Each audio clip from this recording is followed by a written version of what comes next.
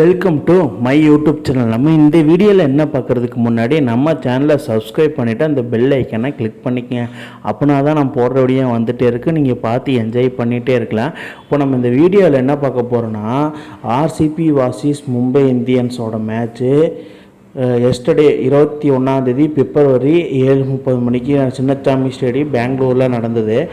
இதில் யார் தான் வின் பண்ணுவாங்க? ஏன்னா டாப் ஆஃப் தி டேபிளில் 2 பிளேஸில் இவங்க 2 பேர் தான் இருக்கிறாங்க.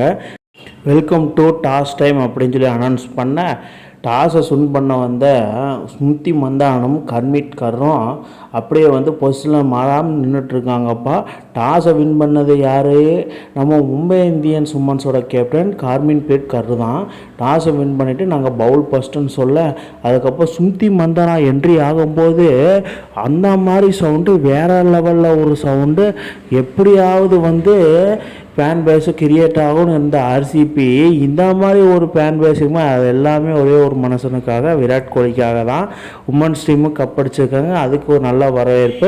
அதுக்காக ஃபஸ்ட் இன்னிங்ஸை ஸ்டார்ட் பண்ண ஆர்சிபி நம்ம ஸ்மிருதி மந்தானா வழக்கம் போல் வேலையை காமிச்சு ஆரம்பிச்சிட்டாங்க. போட்டு வெட்டுன்னு வெட்டிகிட்டு இருந்தாங்க. இன்னர் கட்டு அவுட்டர் கட்டு போட்டு அந்த கட்டை விட்டு தட்டு கட்டுன்னு போட்டு செய்ன்னு செஞ்சுட்டு இருந்தாங்க. மும்பை பவுலர்ஸை சடான இஸ்மாயில் ஒரு விக்கெட் எடுத்துட்டா. டப்புன்னு ஒரு விக்கெட்டை போட்டதுனால பவர் பிளேலேயே ஸ்மிருதி மந்தானா காலி. இதுக்கப்புறம் மும்பைக்கு பெரிய ஒரு கம்பேக் இருக்கும். ஆனால் பவர் பிளேயர் ஸ்மிருதி மந்தானா எடுத்தாங்கன்னா சோலி முடிஞ்சிருச்சு அப்படின்னு இல்லாமல் டேனியல் ஒயிட்டுன்னு அவர் போட்டு பிறந்துட்டு இருந்தா. பின்னாடி ஸ்மிருதி மந்தானா அவுட் ஆனால் என்ன, நானும் இருக்கேன், நான் இங்கிலாந்து ஓப்பனர் போட்டு பொழப்பேன் அப்படின்னு சொல்லி பிறந்துட்டு இருந்தா. அதுக்கப்புறம் அவளையும் தூக்கி விட்டாங்க பின்னாடி சர்க்கிளில். அதுக்கப்புறம் எல்லிஸ்பெரி பெரி லேடி எல்லிஸ்பெரி லேடி அந்த மாதிரி தாங்க சிவர் பிரண்டு வீசின பாலை போட்டு தும்சம் பண்ணிக்கிட்டு இருந்தான் நம்ம எல்லிஸ்பெரி. அதை எங்கே போட்டாலும் அடி, ஆப்பில் ஓட்டாலும் அடி, லெக்கில் ஓட்டாலும் அடி, இன்னர் கட்டு அவுட்டர் கட்டுன்னு போட்டு பிறந்துட்டு இருந்தான். அதுக்கப்புறம் எல்லிஸ்பெரியை மட்டும்தான் தனியாக என்ன அடிக்கிற மாதிரி ஆகிப்போச்சு, வேறு யாருமே அடிக்க முடியல. அதுக்கப்புறம் ரிச்சா கோஸ் அவள் வேலைக்கு காமிக்க ஆரம்பிச்சிட்டா. ஆனால் பாலுக்கு பால் அடித்ததுனால பெரிய ஒரு இம்பேக்ட் ஒன்று கிரியேட் ஆகலை. ஸோ சன்னா அமன்ஜுட் கர் டக்குன்னு போல்ட் எடுத்து விட்டா நம்ம ரிச்சா கோஸை எடுத்ததுனால ஆர்சிபி ரொம்ப கவலைக்கிறதுக்கு போயிட்டாங்க. ஏன்னா அவங்க பிளேயர்ஸ்லேயே பார்த்திங்கன்னா ஒரு 4-5 பேர் தான். அவங்கள தூக்கிட்டாங்கன்னா மேட்ச் முடிஞ்சு. அதனால் என்ன பண்ணுறதுன்னு தெரியாமல் ரிச்சா கோஸ் அவுட்டானா மும்பை ஃபேன்ஸுக்கு ஒரே சந்தோஷமாக போயிடுச்சு. நட்டலி சிவியர், அமிலிக்கர் இவங்கெல்லாம் நல்லா பவுலிங் பண்ணிட்டு இருந்தபோது ஒரே ஹாப்பியாக போயிட்டு இருந்தது. டார்கெட் கம்மியாக தான் வரும் அப்படின்னு சொல்லி பார்த்துட்டு இருந்தாங்க மும்பை உமன்ஸு. டக்குன்னு என்ன பண்ணிட்டா எல்லிஸ்பெரி 50 போட்டா டக்குன்னு. அதாவது எல்லிஸ்பெரி ஒரு எக்ஸ்பீரியன்ஸ் பிளேயரு, அவர் ஆல்ரவுண்டரும் கூட. ஒரு அந்த மாதிரி செய்யணும் தரமான அப்படின்னு செஞ்சங்காட்டிக்கு என்னமோ தெரில, ஸ்கோரை டப்பன்னு ஏறிட்டே இருந்தது. அதுக்கப்புறம் எல்லிஸ்பெரி தனியாக நின்று போராடி 81 ரன்னை சேர்க்கும்போது எல்லிஸ்பெரி பார்த்தீங்கன்னா 43 பால் 81 ரன்னு, அது கிட்டத்தட்ட 7 ஓவருக்கு 81 ரன்னு. ரிச்சா கோஸ் வேறு 28 ரன்னு. அது அடிச்சதுனால நம்ம 167க்கு 7 விக்கெட் போயிடுச்சு 20 ஓவருக்கு. இப்போ அம்ஜுட் கர் மட்டும்தான் நல்லா வீசிக்கிறாங்க. 4 ஓவர் வீசி 22 ரன்னு, வெறும் 3 விக்கெட்டு. இதில் என்னென்னா மும்பை நீட 168 ரன்ஸ் டு வின், அதாவது 178 ரன் அடித்தா மும்பை வின்னு.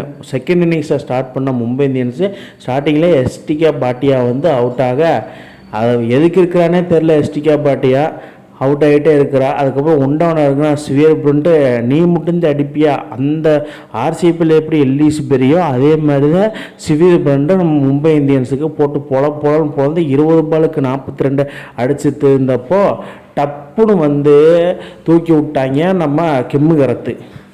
சிவியர் பிரிண்ட்டை போல்ட்டு நறுக்குன்னு போட்டு போல்ட் அவுட் ஆனதுக்கப்புறம் என்ன பண்ணுறேன்னே தெரில. ஆல்ரெடி ஹெய்லி மேத்யூஸ் வேறு அவுட்டு.